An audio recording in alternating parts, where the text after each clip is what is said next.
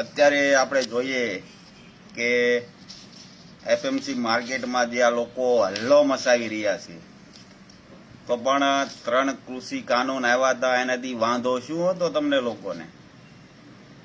ત્યાં ક્યાંક ને ક્યાંક આ ટિકિટ જેવા અને આ બધા જડ કદીનાઓએ ખેડૂતને બ્રહ્મમાં નાખી અને કાયદાને રિટર્ન કરાવ્યો હતો. એ કાયદા કોઈએ વ્યક્તિગત રીતે વાંચ્યા નહોતા. એના ફાયદા શું હતા, શા માટે લાવવામાં આવ્યા હતા, ખેડૂતના હિતની જ વાત હતી. પણ ક્યાંક ને કહેવાય ને કે કટકી મારવા વાળાઓને થોડુંક આ કઠ્યું, એના કારણે ખેડૂતોને ભ્રમિત કર્યા, ઉશ્કેરી કરી અને આ કાયદાને રિટર્ન કરાવ્યું. તો આપણે જોઈએ 3 કાયદામાં શું હતા અને આ લોકો શા માટે વિરોધ કરતા હતા. પહેલો કાયદો હતો the farmer produce and trade and commerce, જેમાં કૃષિ ઉપજ વેચાણ અને વાણિજ્ય ફાયદા અંતર્ગત એક સિસ્ટમ બનશે, જેમાં ખેડૂતો અને વેપારીઓ રાજ્યની એફએમસી એટલે કે રજિસ્ટર માર્કેટ યાર્ડની બહાર પાકનું વેચાણની છૂટ મળશે. આ કાયદો ખેડૂતો પાક અને અન્ય રાજ્યમાં કોઈપણ જાતની રોકટોક વિના વેચાણ કરવાની છૂટ આપે છે. કાયદામાં ટ્રાન્સપોર્ટેશન અને માર્કેટિંગ ખર્ચનો સમાવેશ કરવાની પણ વાત કરાઈ છે, જેનાથી ખેડૂતોને એક સારી કિંમત મળશે. હવે આમાં અમુક જે ઉંધેલ કાધેલા હોય ને એને આ શું એનો જવાબ આપ્યો ખબર? વિરોધ કરનારનો જે તર્ક હતો ને શું હતો કે કૃષિ કાયદો પહેલેથી ને વ્યવસ્થિત વાત કરીએ તો ખેડૂતોએ એફએમસી માર્કેટમાં જ પાક વેચવો પડશે. જેની પાસે રજિસ્ટર લાયસન્સ હોય અથવા જે તે રાજ્યની સરકાર પાક વેચી શકશે. અન્ય રાજ્યોમાં ખેડૂતો ઓનલાઈન ટ્રેડિંગથી પણ પાક વેચી શકતા નથી.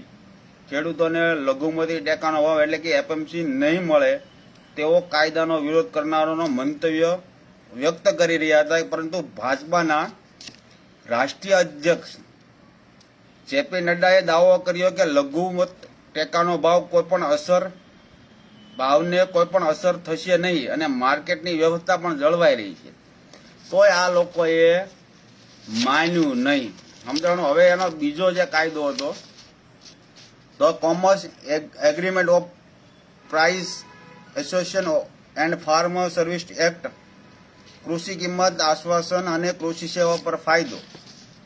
હવે એમાં એવું હતું, કૃષિની કિંમત આશ્વાસન અને કૃષિ વેપાર પર કરાર કાયદા અને અંગત ખેડૂતને કૃષિ વેપાર કરનાર ફર્મ જથ્થાબંધી વેપારી નિકાસો માટે મોટી છૂટક વિક્રેતાઓ સાથે કોન્ટ્રાક્ટ કરી અને પહેલેથી પાકની કિંમત નક્કી કરવામાં આવશે. ત્યારબાદ નક્કી કરેલી કિંમતમાં ખેડૂત પોતાનું પાકનું ભવિષ્યમાં વેચાણ કરી શકશે. આ કાયદા થકી ખેડૂત વચ્ચે મધ્યસ્થી હટી જશે અને ખેડૂતને સારી કિંમત મેળવવા સીધા બજારમાં જઈ શકશે. તો આ બેનિફિટ જ હતો ને. કેન્દ્ર સરકાર મુજબ ખેડૂતોને ખેતી સાથે સંકળાયેલ સંપૂર્ણ જોખમ ભોગવવું પડશે નહીં અને ખેડૂતો સાથે કોન્ટ્રાક્ટ એગ્રીમેન્ટ કરનાર લોકો પર પાકને લગતું થોડું ઘણું નુકસાન વેઠવું પડશે.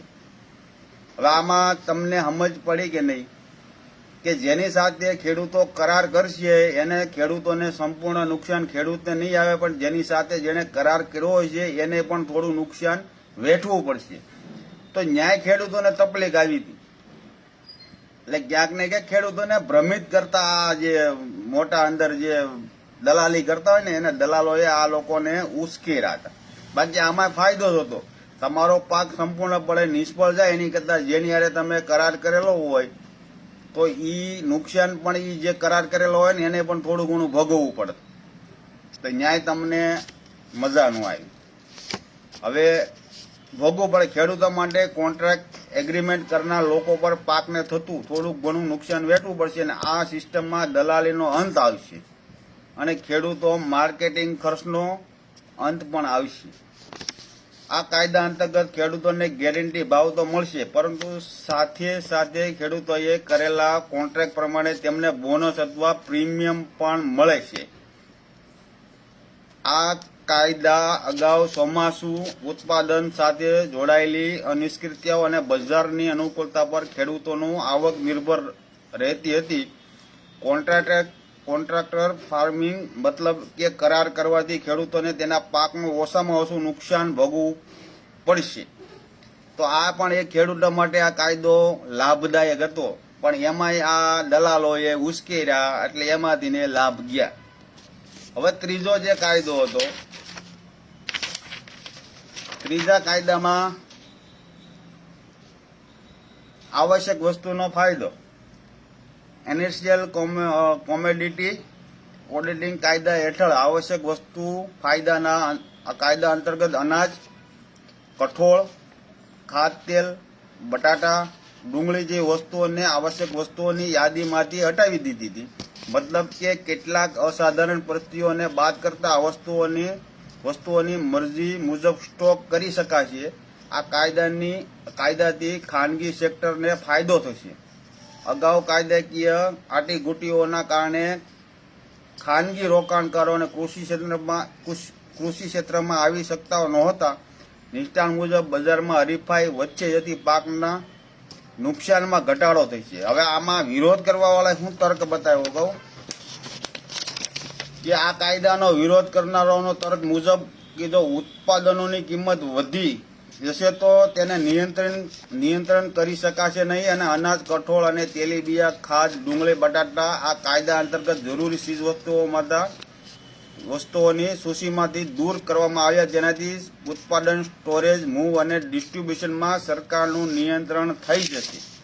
આવા તર્ક આપી અને ખેડૂતોને ભોળવા.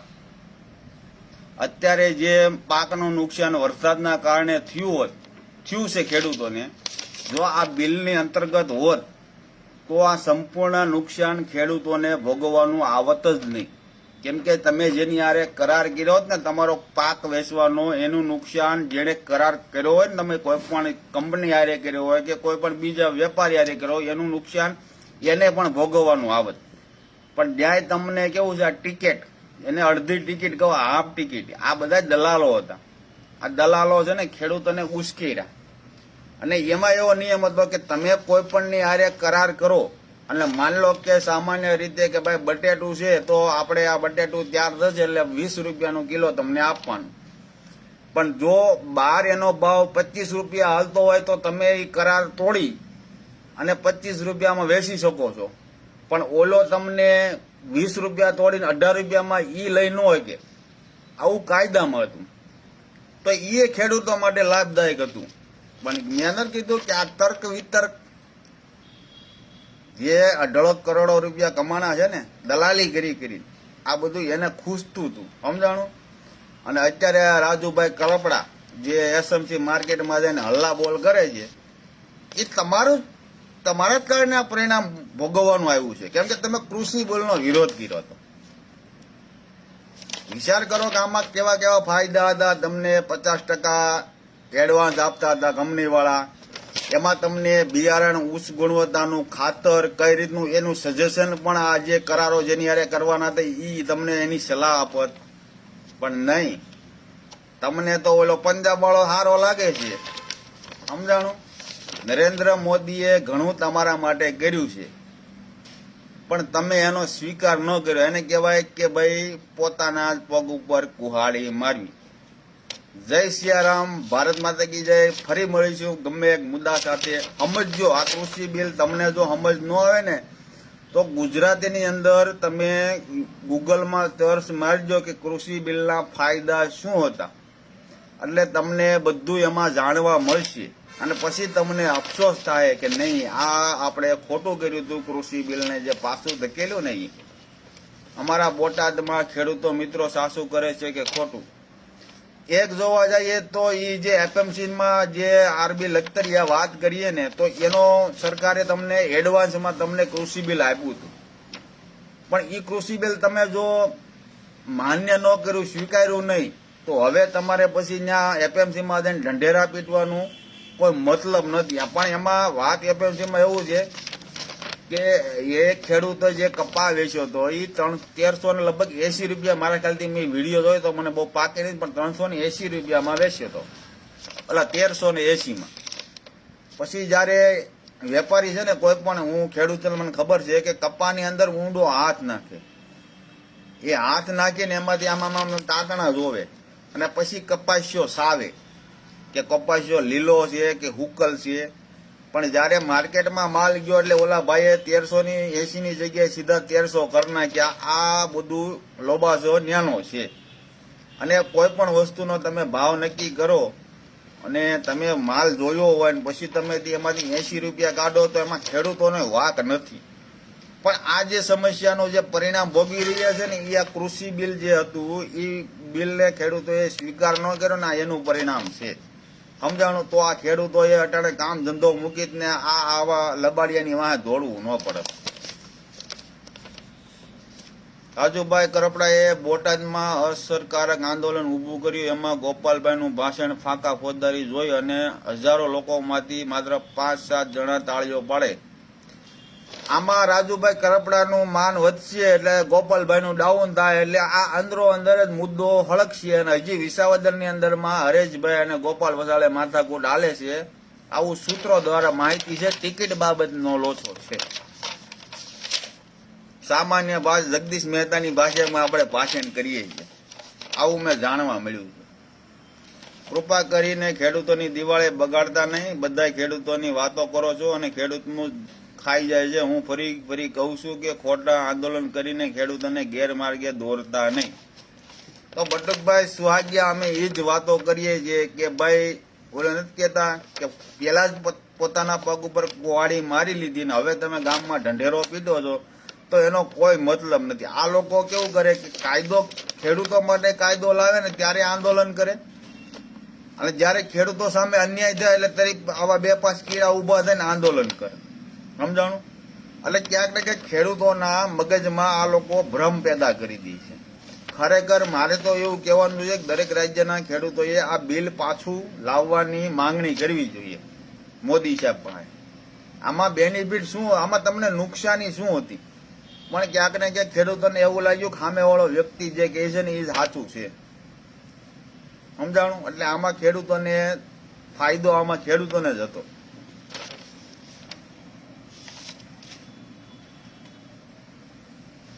બીજું કયો નવીનમાં આપણે જો મુદ્દો આવશે ભાઈ સોલ્યુશન જે મુદ્દાની વાત હોય એનું આપણે ક્લિયરિંગ કરી નાખવાનું. હજી તમને ખબર ન પડતી હોય તો દરેક ખેડૂતોએ ગૂગલમાં સર્ચ કરવાનું. ખેડૂત બધાને એવું હતું કે અમારી જમીનો લઈ લે. એલા ભાઈ 7/12 સહીન થોડી કરવાની. કરારનો મતલબ શું થાય કે ભાઈ મારા ખેતરની અંદર હું જે પાક વાવું છું એ જે ભાવ નક્કી થયો એ ભાવ પ્રમાણે આ કંપનીએ લઈ લેવો પડશે.